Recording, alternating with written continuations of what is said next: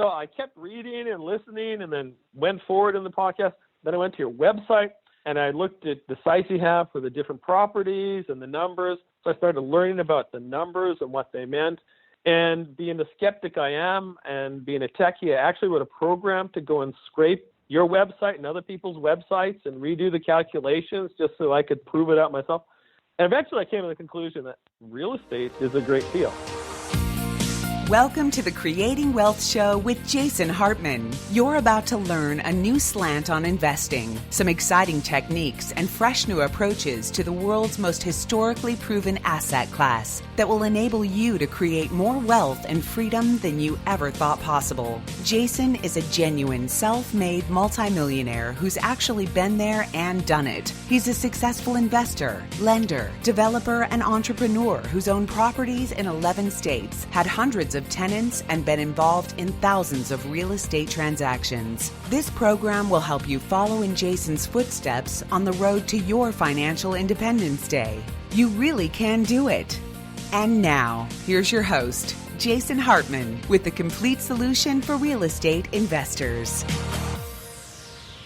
Welcome to episode 1398, and thank you for joining us today as the world is in the red. Wow. Yesterday, of course, you saw that it seems like the stock market is finally paying attention to the coronavirus scare. Let's hope this passes and isn't too serious. Certainly, humanity has been threatened with all kinds of very scary things over the years, and hopefully this will just be another one of them that goes away rather quickly. A vaccine is developed. We will see. But this does seem to be a little bit different because it is more contagious. It's asymptomatic. So any of us can be a carrier without feeling sick. You know, hopefully when you get the flu or you get a cold, you do the right thing and you isolate yourself so that you don't spread it. With this one, the carriers don't know they're sick for maybe 2 weeks. And that's one of the big dangers. There are other things that make it so terribly significant. But what we will see, the markets are still very down today. We'll see if they end the day that way or not. But thankfully, the real estate market is not sensitive to things like this. In fact, I don't have my head in the sand here. Of course, if the entire economy is hurt, that will ultimately trickle through to everything, including the real estate market in one way or another. But, you know, it's interesting that you see what's going on in China, South Korea, Italy, and this push for people to stay in their homes. In fact, in China, they are somewhat brutally locking people in their homes. You know, the home, right? The fundamental thing that people need. That shelter is becoming even more significant in a terrible thing like this. The World Health Organization is not using the P word yet. What is the P word? The P word, of course, is pandemic. We will see if they actually do use that word. Japan says they're moving forward with the Olympics, as usual, just adding extra precautions and so forth, but nothing being canceled. The show must go on. You know, we'll see how this all pans out. It's really quite amazing. But again, we played that little clip at the beginning of the show on yesterday's episode about from our client, Sean Carroll. I think he makes a very good point. And he was on the show talking about his real estate investing journey before. Just that message he sent me yesterday was pretty enlightening when it comes to something like this. Hey, Jason, just wanted to send you a quick message of gratitude. I woke up this morning to all of the panic in the stock market, seeing that the market was down 1,000 points and CNBC was getting me all worked up. And then I realized, wait, I'm not in that game. I'm in the real estate game. And I just, even with its challenges, I'm so grateful that I got into the game and got in with properties that make sense, because the rent income keeps coming in, and real estate is certainly not a perfect investment, but I'll tell you what, I don't wake up in panic because I just lost thousands and thousands and thousands of dollars pretty much overnight, which I know a lot of people did. So thank you. Glad we connected, and I'm glad to be in the income property game instead of the Wall Street game for my future. And I would definitely say that is a very good message. So thank you, Sean. And it is so true. I remember one moment that really hit me. I was having lunch with actually an executive for a real estate company, of all things, in Newport Beach, California. We were at the Daily Grill on Jamboree Road. I'm not sure that Daily Grill is still there, but at the time it was. And I remember as we were getting up from our lunch, there was a TV in the bar area, and he stopped to look at the TV, and they had, the stock market on there. And I thought, this is interesting that this is a real estate company executive with a big major real estate company you've all heard of. And I will not mention their name. And he had taken me to lunch, and as we're leaving, he stops for a couple of minutes to watch that television set in the bar area of the restaurant to watch the stock market. And, I just remember that kind of hit me. And I noticed it in him a little bit too, that it kind of determined his mood. And I thought, isn't that terrible to have your mood fluctuate so much on a daily basis, depending on, what something completely out of your control is doing, the stock market. And as humans, we're set up to be negative, right? That's the way we are wired. Why is it that way? Well, I would hypothesize that we are wired to look for the bad, the negative, because through most of history, for eons, that's what we needed to look at to survive. It wasn't about looking for growth opportunities and holistic wellness and self-actualization. It was about looking for things that would threaten our survival, right? And so the bad news is what we would be more attuned to than the good news. And I'll give you an example of that in real estate investing. How many of you, in fact, I almost never hear this from our dear clients, right? I almost never get a message that says, hey, Jason, I just wanted to let you know it's the first of the month. All my rents came in and I'm happy. We don't get that message very often. The message we do get is, hey, the tenant is late this month. The tenant didn't pay. I've got to evict the tenant, whatever. I've got a bad tenant, right? Because that's our conditioning as humans. We're all this way, right? No matter how positive we try to be, we're not going to change many, many, many thousands and thousands of years or millions of years of evolutionary programming that taught us to look for the negative, to look for the threats to our survival. That's just the predisposition we're all going to have, right? But, we overcome a lot of our evolutionary programming, obviously. At the end of the day, it's still there, and we've got to be mindful of that, because sometimes it serves us and sometimes it hurts us. And that's, put your head down, you might get it shot off. Watch out, the car might hit you in the street, right? Versus, here's this opportunity, right? Here's how I can make $10,000. We'll do more to protect what we have than we will to gain an opportunity to gain more, because that's just the way we are programmed. And we needed to be programmed that way for survival. We probably wouldn't have survived had we not been programmed that way. That's what weeded us out and why we have the results of the gene pool we have today, right? Those who didn't think about that and didn't look for those negatives didn't survive, and they were weeded out of the gene pool, right? Depending on how much you want to talk about Darwinism or not, okay? There's conflicting theories on all this stuff, right? But before we get to our guest today and we talk about the markets and what happened yesterday, I just wanted to share with you one thing, and this is a news article entitled "Nation Makes Stunning Gold Find," or does it? And reports are out of India. They're a little confusing. They say that India may have discovered the motherload of gold mines, over 3,000 tons across multiple mines, worth about $167 billion. Now, they're not sure they discovered this. There's debate about whether or not they have discovered this giant gold mine. But here's what I want to tell you. one of our clients many years ago, who actually has been on the show, his name is Gary, and he was on the show a long, long time ago, I think maybe a couple of times over the years, and was very much interested in real estate investing and growing his portfolio. And he said to me something that I thought was pretty profound.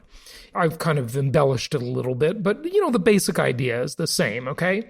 He said, Jason, they can always discover a new gold mine. They can always discover a new oil find. They can always discover a new silver mine or platinum mine or palladium mine. They can always discover many things. There can always be a new stock created in the stock market, meaning there's no limited supply of stocks or bonds or any financial instrument. But one thing we know for sure is that all real estate has been discovered. All real estate on Earth has now been discovered. It has been mapped. It has been cataloged. We know what's there and what's not. Okay? We know this. This is a for sure thing. We have now, in 2020, we have mapped the entire planet, and it's all been discovered. So there is a limited supply. What was it? Will Rogers that said, buy land because they're not making any more of it. And in fact, if you believe in global warming, they're making less of it, right? We're going to have less land in the future. So, and there is a lot of land in the world, no question about it. However, we are packaged commodities investors, and at least we do have a limited supply of land. And if we start mining the moon and we start mining asteroids, which probably will happen in the not too distant future, that puts downward pressure on the price of all of those precious metals and those types of things that they think they will find on asteroids and so forth. And also, a lot of this stuff now can be made in the lab. Do you know they can make diamonds who have this, inherent value through scarcity and, mostly a marketing scheme by De Beers, but that's another discussion. They can make them in labs, and they are not cubic zirconia. They are real diamonds. They can make a real diamond in a lab. And there's talk that maybe they can make gold in a lab too. Hey, look, they can make sheep in a lab and they can make meat in a lab, right? Memphis Meats, I had them on the show. All of this technology changes, but, real estate is a pretty simple technology, and that's one of the absolute beauties of it. Hey, look, I say income property is the most historically proven asset class in the entire world. So check out jasonhartman.com, subscribe to the Property Cast podcast so you get pro formas of properties when they become available, sent right to your mobile device or your computer, like a podcast episode, just like this, but an actual property pro forma. And feel free to call us anytime at 1-800-HARTMAN, and our investment counselors will be happy to help you find good income properties. Remember, you won't see all of them on the website because the market is moving fast, inventory is scarce, and you need to be working with one of our investment counselors to really find you the deals. So reach out to them through any web form on our website. We'll be glad to help you. Okay, without further ado, let's get to our guest today, and let's find out, get a little insight on what is going on with the coronavirus scare and the financial markets. Here we go. It's my pleasure to welcome Joffre LeFevre. He is CEO of Lowry Research, and we thought it would be very timely to have him on, given what is going on in the markets and the economy. Joffre, welcome. How are you doing? Very good, Jason. How are you? Good. Give our listeners a sense of geography. Well, where are you located? We're in Palm Beach Gardens, Florida. So sunny South Florida. It's nice during the winter, but it's very nice. Getting a lot of noise. Yeah, it is paradise down here. I only moved here 2 years ago, so we're nearly neighbors. Good stuff. Well, hey, you talk a lot and have done a lot of research on how bear markets and recessions begin, how they end, how recoveries begin. Most would say we're long into this business cycle. And I want to jump into all of that because it's fascinating, but we do have to talk about some timely stuff. Today, when I landed in Miami, I just couldn't believe opening up my stock app on the phone and seeing literally every indicator, every one of them, 2 screens down was red. you know, are the markets finally paying attention to coronavirus and they were just sloughing it off before, or what's going on? You know, a lot of times headlines are an excuse for people that are looking to sell. So I think that's what the coronavirus has provided people, at least today, mid-February. We've seen some short-term weakness in the markets developing, and so I think that tends to be the headline. It's usually not the underlying cause. Usually the underlying cause is folks that are looking to sell find it as an opportunity or an excuse to sell. Yeah, you know, that's interesting that you say that, because, you know, I've long said, and maybe you agree with this, that, you know, we make decisions emotionally, then later justify them with logic and rationale. We are humans, we're emotional creatures, and, you know, there's a reason we have those emotions, because they're there to serve us in some ways, but they're not always helpful to us, right? Is that what you're alluding to? Yeah, that, and, you know, newspapers, TV shows need an excuse for why the markets went down. So a lot of times they'll search it out, and coronavirus tends to be the one that makes the most sense to people today. That's the latest boogeyman. There could be a piece of it that people are selling, you know, because they have a little bit of fear of that. But I think it's important to understand the context of a day like today in the grand scheme of bull and bear markets. Our research goes back to 1938, and what we have seen over that time period is a consistent pattern of what we see at market tops. And market tops is more of a process than it is a development of a disease in a faraway country. We see a pattern of weakness over 4 to 6 months, usually beginning with the smaller capitalization stocks or riskier stocks fall out of favor. We see investors start selling those stocks and reinvesting funds into the blue chip stocks, the higher quality stocks. There's a process that we use that we look at, you know, called an advanced decline line. An advanced decline line is pretty simple in its construction. It's basically on a daily basis nets out the number of advancers and the number of decliners and plots that on a daily basis. In a strong market, what we see is an advanced decline line matching the capitalization-weighted indexes, such as the S&P 500 and Dow Jones Industrial Average. In weak markets prior to just about every market top since 1929, what we've seen is a divergence in that. And what I mean by divergence is we'll see a new high in those capitalization-weighted price indexes, but we'll see a lower value in the advanced decline line. Usually that happens between 4 to 6 months prior to the final market top, okay? And so what we've seen in the current market is... Yeah, that was my next question. Where are we now? Everybody's asking with bated breath. Right. So, the big setup. So where are we now? So we saw a slight divergence from the January highs to the February highs. That was more of an indication of short-term weakness, nothing in the range of the 4 to 6 months that typically we would see.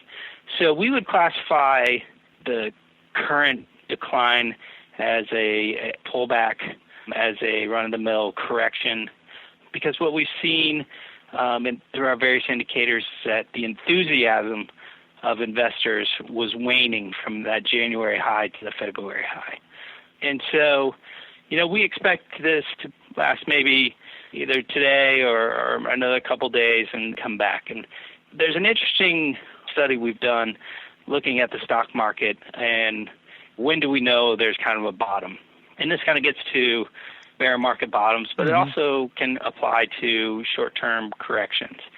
And there's an interesting concept that's been studied over the last 75 years of market history. And what we see is towards the bottom of a correction or a bear market, we see what we call 90% downside days.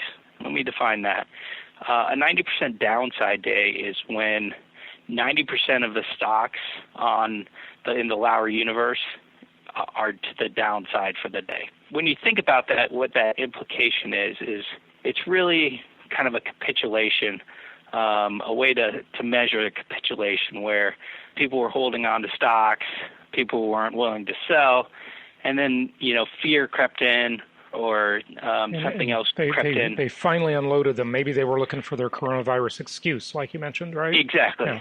Yeah, so they sell without knowing, okay? And usually that level is about 90%. Today we're above 90%, so we would say, today's probably a good chance we have a low here or in the next few days. But the most important part and the most interesting part is what we see following a 90% down day, and that is a 90% upside day.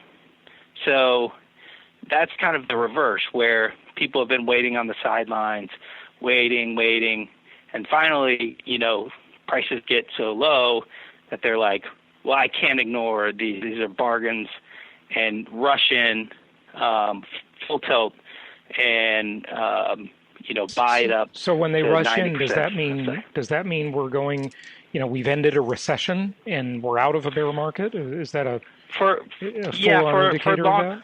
Yeah, for longer term bear markets and bull markets, there are other things that coincide with that, but generally what you've seen at every major market bottom is that 90% down day and 90% up day. Or usually, especially in severe bear markets like we've seen in the last 2 years, you see multiple 90% down days followed by multiple 90% up days. Did you just misspeak when you said that? Severe bear markets last 2 years? The last two severe bear markets. Oh, the last two severe bear. Okay, sorry. I thought you said years. Yeah. Yeah. Want to make sure. Yeah. No. I if I did, I apologize. Okay. No, the .com bear market and then the Great Recession. Okay, so early 2000s, 2007, yeah. 8. Yeah, got it. Okay. Yeah, so we saw the major market indexes in both of those cases, shedding almost half of their value. On a shorter term basis, one day, a 90% down day, and then a 90% up day could suffice. In a larger bear market cycle, we would look for other indicators in addition to those 90% down days. Okay. So in terms of that, very simplistic, where are we now question, let's kind of go back to that to make sure the listeners know, sure. What you think, like what is, of course, a wild card like a potential pandemic is, very hard to know what that means, right? Yeah. But, we did have other scares in the past. We had SARS, we had swine flu, we had bird flu, we had mad cow disease. I mean, I don't know how many, there's been lots of things throughout history. And maybe this one is worse. Hopefully it's not. But that one component of it, any more thoughts you have on it? But then also just your general thoughts about what will the next year look like? Of course, then you've got an election year to layer on top of the complexity. Sure. and two diametrically opposed candidates, by the way, which, couldn't be more different, right? We kind of have a 6-month kind of time frame that we look at. And like I said, we've seen about a month divergence, but we also kind of our bread and butter is called our buying power index and our selling pressure index. And that measures in the market the strength of buyers versus the strength of sellers. Again, it's a little bit different than the real estate market when I say strength of buyers. Usually in the real estate, the strength of buyers means that you can get a good price. Strength of buyers, when we talk about it from a market perspective, is that the buyers are active in the market, sending stock prices up. They are the ones on the ledger that are constantly buying. And so what we currently see on our buying power index and selling pressure index is that buying power is in the dominant position. So that's telling us that buyers are more active in the market, and they've been more active in the market since the low in December 2018. So what that's telling us is there's still a lot of buyers and there's not a lot of sellers. So something like we see today is a short-term sellers, again, sellers that have been looking for an excuse to sell. But overall, we see a strong demand component to the market. And so we expect new highs in the months ahead. I think we're about with the correction today, we're about 4 to 5% down from the all-time highs. But I expect within the next month or two, new highs in the major price indexes. Okay, wow. Okay. All right. Oh. Yeah, and from there, what we'll look at is, again, all those metrics and seeing whether it's like I talked about before, the beginning of a bear market and that beginning of that process where the stocks that people are buying to push those to new highs are just the blue chip stocks, the high quality stocks, or are they buying riskier assets, the smaller cap stocks, a broader range of stocks? If that's the case, we're still in a healthy market uptrend, which lends to a healthier economy. There's always kind of a unique relationship between the stock market and the economy, with a few exceptions. Most recessions have been led by a downturn in the market prior to the recession. So the market is that leading indicator for the economy, right? So, I was going to ask you about your view of the broader economy. That was my next question, actually. So you segued nicely into that. So it looks like your view of the broader economy would be that it's looking good, right? Would that be correct? Yes, definitely. As of January, it was looking very strong. We saw a little bit of weakness from January to February. But like I said, the overall health of the economy is looking good. We're seeing broad strength among various sectors. So we're not seeing, even though technology is leading, and you hear that a lot, technology is pushing the stock market higher. People are only investing in technology. It's not. There's several sectors that are pushing up the market, and that's a signal, a sign of a healthy economy. I think there's basic materials and energy that are the big laggards.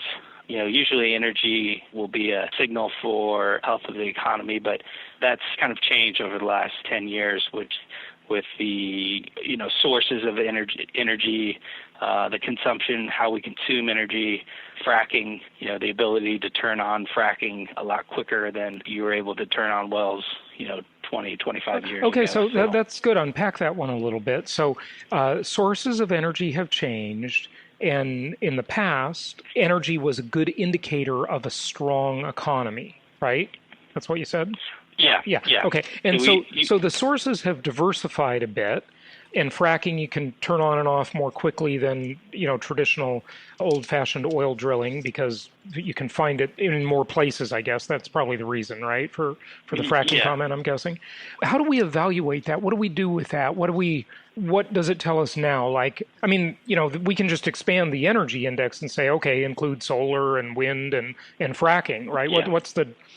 I don't understand what we do with that exactly. Yeah, I think what we do is ignore the weakness in energy, because there's a tendency to say, yeah, everything looks good, but energy is weak, and when energy is weak, the economy is weak.